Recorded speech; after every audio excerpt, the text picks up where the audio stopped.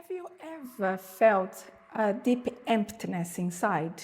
A kind of emotional hunger that not amount of love, work, or success that can really fill? That longing for true connection, presence, to someone really sees you. If you have felt that way, you are not alone, and you don't have to be ashamed or broken because of it.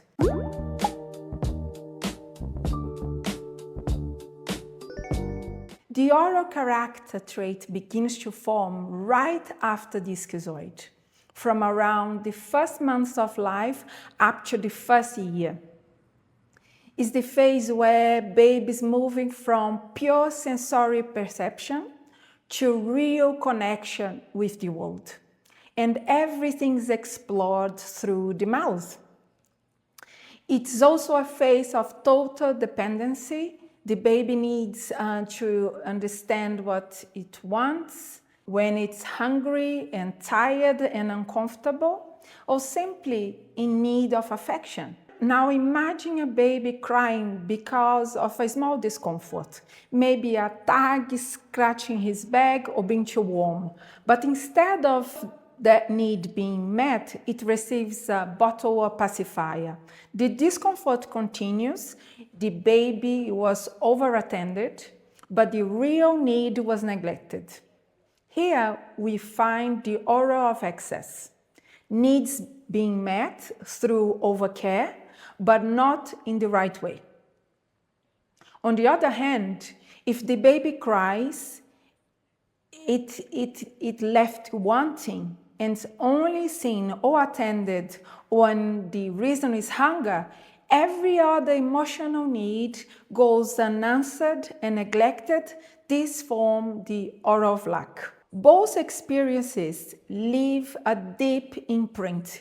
My needs are not understood. I depend on others to survive, but I can't really rely on them to truly see me. Before we go any further, it's important to highlight something essential here. Whatever the baby feels during this stage is not caused intentionally by the parents or caregivers. We are not here to blame anyone. What we are really exploring are the perceptions the baby creates while facing its own difficulties in the world. Is that silent, achy sense of being left alone or unseen or heard. Even as an adult, those with that has a strong character trait in their personality may carry that same longing, wanting someone to guess what they really want without wanting to ask for it. Every character trait develops a response to emotional pain. In the case of the oral character trait, this pain is the fear of abandonment, the deep sense of depending entirely on others to feel safe, satisfied, and fulfilled. The oral character often feels that their needs are not being met, not because of others intentionally are neglecting on them. It's just because this person's sensitivity is so heightened. It is as if their emotional skin is thinner, and every unmet expectation feels like a wound. At core, this is the pain of not being seen or understood, a feeling of helplessness in the emotional hunger. It's like an echo of a baby of trying to connect and that hunger not being met. And when this feeling of connection are not being met, the aura can turn to substitutes: food, social media, shopping, relationships, anything that fills the emptiness inside them. But beneath the hunger, there is something profoundly beautiful to be remembered: the ability to connect.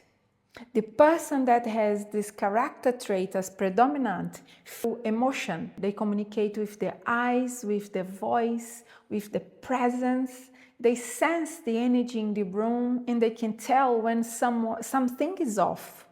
And they naturally make others feel safe and seen. The oral character structure carries in the body everything that feels inside, tenderness and a deep need of connection. The overall impression is soft, rounded, and expressive, often invoke a feeling of warmth. The head is usually round with gentle lines rather than sharp angles.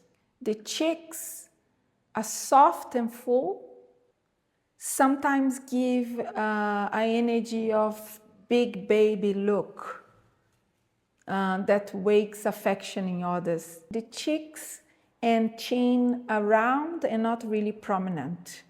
The eyes often is slightly smaller in proportion, yet incredibly expressive.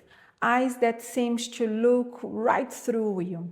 The mouths are typically very active, with fuller lips and pink lips, symbolizing that drive and need to express itself. Generally, this structure carries that round and smooth that invites contact and connection rather than distance or rigidity. Legs may appear less firm.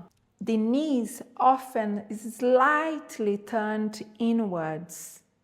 A body that leans towards others for support. Understanding how this trait shows up in real life, it's essential.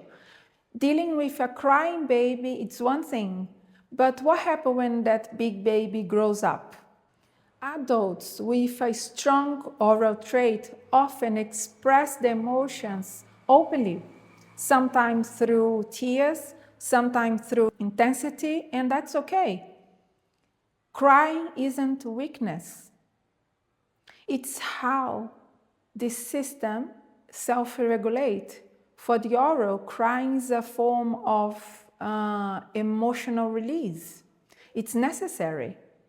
It clears space for new energy. In their relationships, orals seek for intimacy and bond, but they can become dependent when they can't feel safe.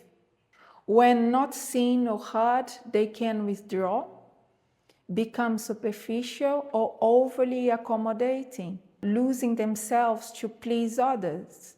And when they feel disconnected from people, they actually reconnect to things, trying to fill the emotional void.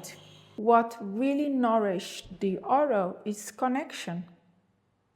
The more connection they experience, the more live and vibrant they become. Understanding how this trait feels and behaves in real life is essential.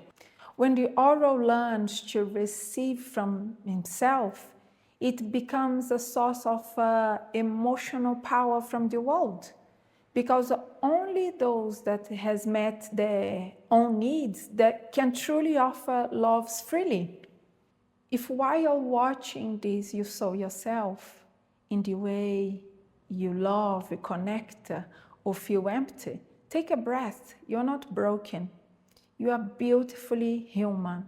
Your emotions are not too much. They are your compass. They are showing you